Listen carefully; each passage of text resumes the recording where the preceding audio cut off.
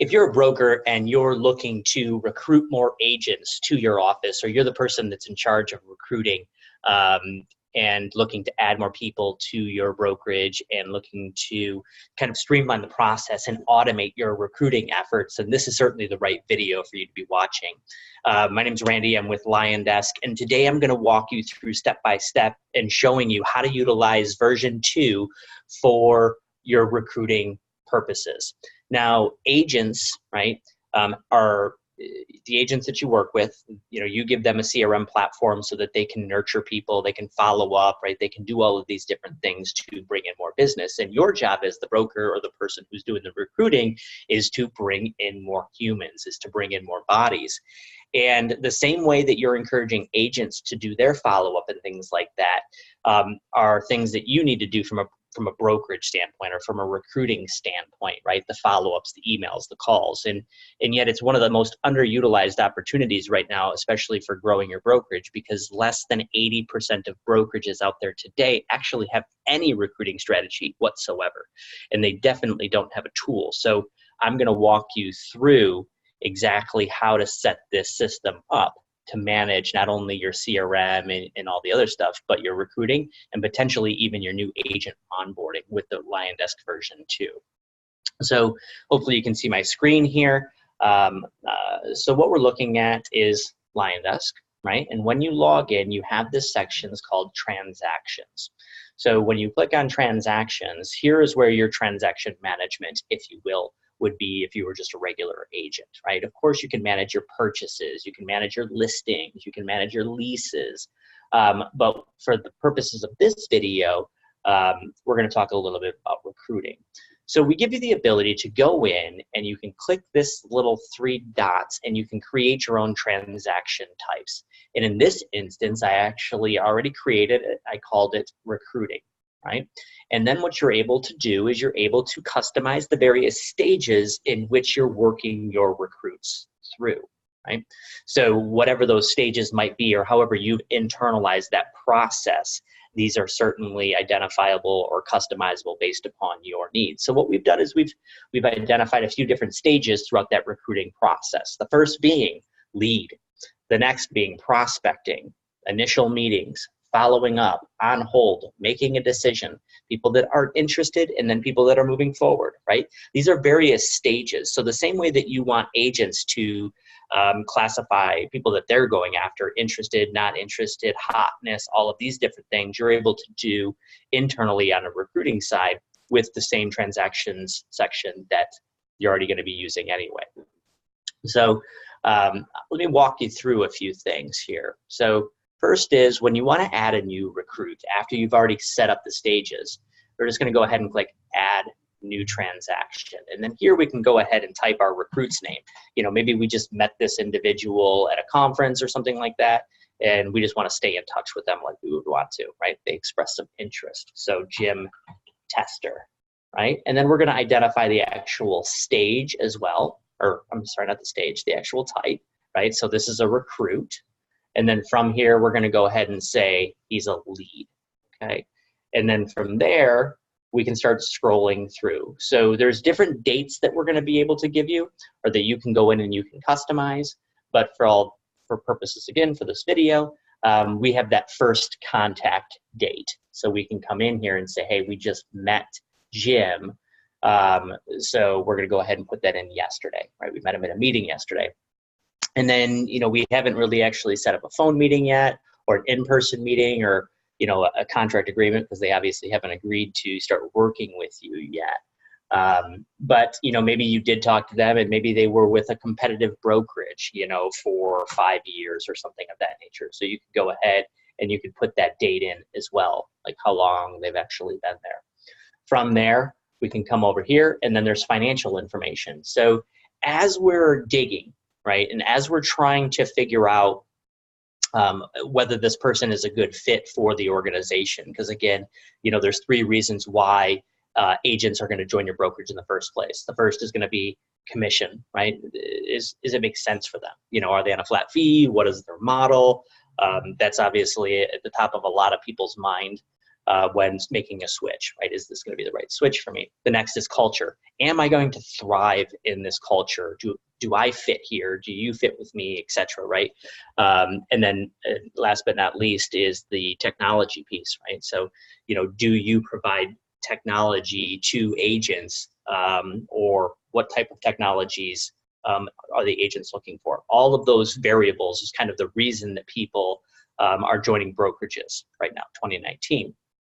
But as you're having conversations, you're going to start to pull out more and more bits of information. So the next time that you follow up with that person or you call that person, you can say, hey, listen, I realized from 2017 to 2018, you had a great year as far as GCI is concerned based upon our conversation, but you went down. What happened? And maybe they could say, well, we were buying leads from XYZ and now we're no longer doing that. And that was part of it. And you can kind of hone in on these different pieces. So throughout the entire process, when you're talking to somebody, you can have this pre-set up to continuously be gathering data on this individual, right? Current caps, desk fees, etc. So again, if you're in the business of recruiting and you have a lot of people in your pipeline, it's really hard to remember all the details. So by having this already set up really is easy that next time that you call that person or the outreach is actually happening. So from there, we're going to move down. More information. And again, these fields, right, or these what are called forms inside of transactions are 100% customizable. So you can do whatever you want with this. You can make this your own. You don't have to conform to how our system is set up. It is 100% up to you. So you can customize the dates, the times, monetary, whatever it winds up being in these forms so that you have the information that matters most to you, right? We're trying to make this whole process much easier to just manage the recruiting process, right? I'm going to show you some different ways to market, but most importantly, just collecting the information in the get-go. And then from here, we could go ahead and add Jim as a new contact into the database, into our brokerage level CRM. Once we do that, we're going to go ahead and click Finish and Exit. And then from there, we're going to have added a new recruit to our recruiting pipeline. So here is Jim, right? We can click on Jim now. And then from here, we're going to be able to see all the details that we filled out about Jim, right? So we could see all the financials, the contract dates, all the information that was relevant. Everything that we want to see about Jim is now going to be visible there. So when we, again, are on the phone with him or whatever, we can go ahead and we can follow the data points.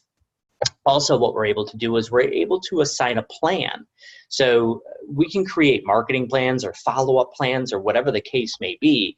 And these can be automated outreach campaigns that you're reaching out or trying to push Jim through that funnel to try to stay top of mind so that when he is considering joining a brokerage, he does think of you, right?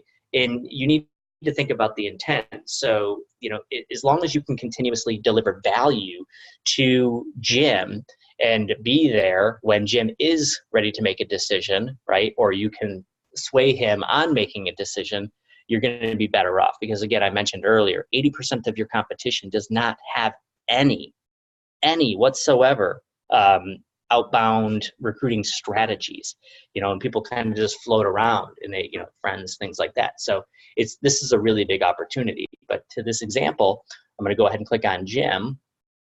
And now we're going to apply this recruiting follow-up campaign. Now, this recruiting follow-up campaign can consist of emails. It can consist of video emails, text, reminders, phone calls, tasks, whatever it needs to do in order to continuously push these people through. So the same way, again, that you're encouraging your agents to do their follow-up and their consistency as far as being in front of clients, prospects, SOI, you can be doing the exact same thing relatively simply. So we can go ahead and create that plan, and then we're just going to apply it, right?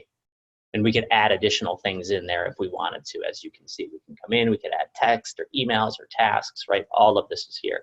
But what we're able to do is just go ahead and add that to Jim in that situation. So it's going to then have Jim in the pipeline, managing him through the transaction, managing him through your recruiting process, and then from there, all the different various things and stages that you're going to need to do in order to make sure that Jim is onboarded properly. Now, another thing that I want to talk quickly about, so the same thing with the recruiting process, you can internalize your onboarding process as well. If my computer would behave. Let me go back to my transactions section here.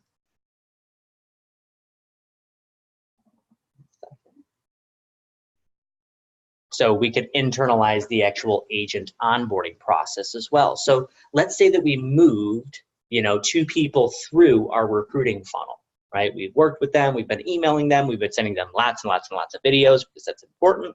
And finally, we've gotten 2 people to say, hey, we want to move forward. What we can immediately do is we can put them into your onboarding process. So maybe there's a bunch of things that you need to do from an onboarding standpoint that you need to push them through, or there's documents and show them around and all these different things. You can, again, internalize the entire agent onboarding process as well, utilizing LionDesk's transactions. So at the end of the day, the transactions that we've created, or the section that we've created in the new LionDesk V2 is 100% configurable. You can really make it your own. So whatever it is that you want to track, right, you're able to put in here. So from recruiting to, again, buyers, sellers, listers, leases, REOs, it does not make a difference. You can make this your own. But for recruiting and for onboarding, this is absolutely critical, and it's such a great opportunity to kind of keep track of that, right? Or if you're going to hire somebody to monitor it, you can manage it, you can see it, you can oversee it, you can share, you can kind of see what's going on as far as how you're growing from an agent count perspective. So I hope you found this video helpful, and if you have any questions about LionDesk, certainly reach out to the staff. They're certainly here to help you. So thanks for watching this video, and I hope you have a great day.